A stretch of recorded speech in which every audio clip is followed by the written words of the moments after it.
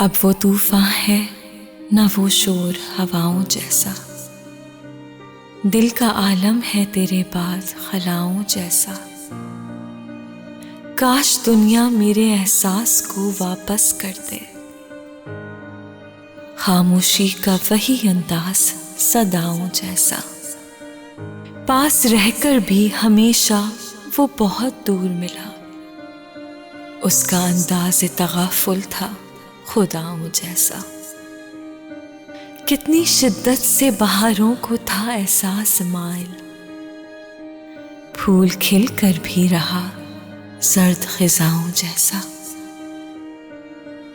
क्या कयामत है कि दुनिया इसे सरदार कहे, जिसका अंदाज़ सुखन भी हो गदाओं जैसा।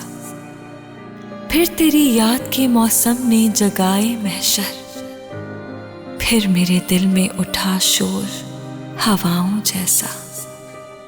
बारहा ख्वाब में पाकर मुझे प्यासा मोहसिन, उसकी जुल्फों ने किया रक्स घटाओं जैसा।